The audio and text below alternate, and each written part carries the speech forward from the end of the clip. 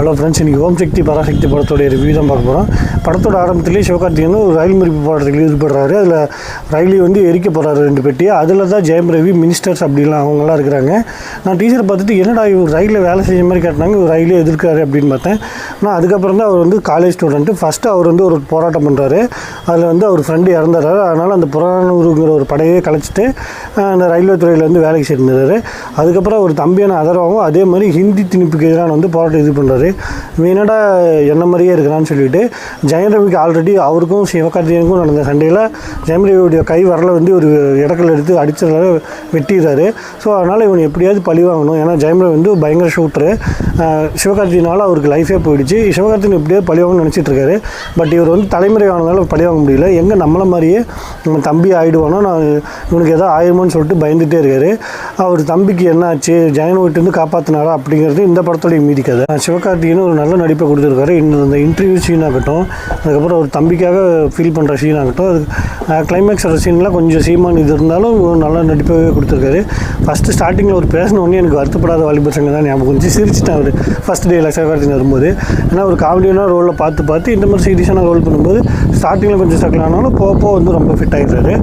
அதுக்கப்புறம் வந்து அதர்வா செம்ம சாய்ஸு. சீரியஸாக உடம்பு அவ்வளோ செட் பண்ணி இன்னும் சின்ன பையன் மாதிரியே இருக்காரு. அது ஒரு ப்ளஸ் பாயிண்ட்டு. படத்தில் ஹீரோயின் ஸ்ரீபிரியா தான் ஒரு பாசிட்டிவ்னு சொல்லலாம். ரொம்ப அழகாக சாமிங்காகவும் இருக்காங்க, அழகாகவும் நடிக்கிறாங்க. ஒரு தெலுங்கு பொண்ணு வந்திருப்பாங்க.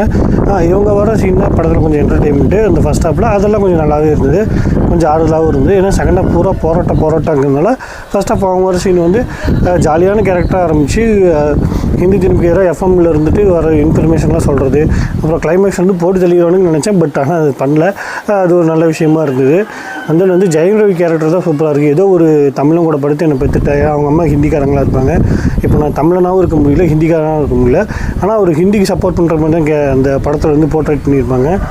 எனக்கு ஒரு ஐடென்டிட்டி இல்லை, எல்லோரும் என்ன தமிழனாக தான் பார்க்குறாங்கன்னு சொல்லிட்டு அதர்வா கிட்ட ஒரு சீனில் அவர் பண்ணுற விஷயமாகட்டும், கை குழந்தை வச்சுட்டு அவங்க அம்மா இருப்பாங்க, கெஞ்சுவாங்க, கை குழந்தை விட்டுருங்க அப்படின்னு சொல்லிட்டு அவங்கள சொல்கிற சீன் ஆகட்டும் பயங்கர விளத்தனம். கிட்டத்தட்ட தனியுறவுல வர வந்து அரவிந்த் சாமி தான் அந்த கேரக்டர் மட்டும் போர்ட்ரேட் பண்ணியிருப்பாங்க. கிளைமேக்ஸில் வந்து சிவகார்த்திகேயனோட அவருக்கு காயம் கம்மியான மாதிரி தான் இருக்கும். பட் வந்து அவரோட முடிவு வந்து எனக்கு இறந்து போகிற மாதிரி காட்டுவாங்க. அது வந்து எனக்கு அக்செப்டபுளாக இல்லை. ஏன்னா நான் நல்லா ஜாலியாக படுத்து தூங்கிட்டு இருக்கிற மாதிரி தான் எனக்கு எப்படி இறந்துடுவார் அப்படிங்கிற மாதிரி தான் இருந்தது. மொத்தத்தில் இந்த படம் வந்துட்டு கொஞ்சம் ஆவரேஜாக தான், நல்லா பிளாக் பஸ்டர் அப்படிலாம் சொல்ல முடியாது. ஆவரேஜ் ஒரு டைம் பார்க்கலாம் அப்படிங்கிற மாதிரி தான் இருக்குது. ஃபேமிலியாக போனீங்கன்னா ஃபஸ்ட் ஹாஃப் வந்து உங்களுக்கு என்ஜாயபிளாக இருக்கும், செகண்ட் ஹாஃப் வந்து போராட்டம் அது தான் இருக்கும். நீங்கள் போகணுமா என்னென்னு வெயிட் பண்ணி பாருங்கள். இல்லை அடுத்த வாரம் வந்து ஃபேமிலியோடு வர படங்கள்லாம் இருந்தால் அதுக்கு போய் பாருங்கள். ஆனால் ஃபேமிலியாக போய் செலிப்ரேஷன் பண்ணுற அளவுக்கு இல்லை, ஓரளவு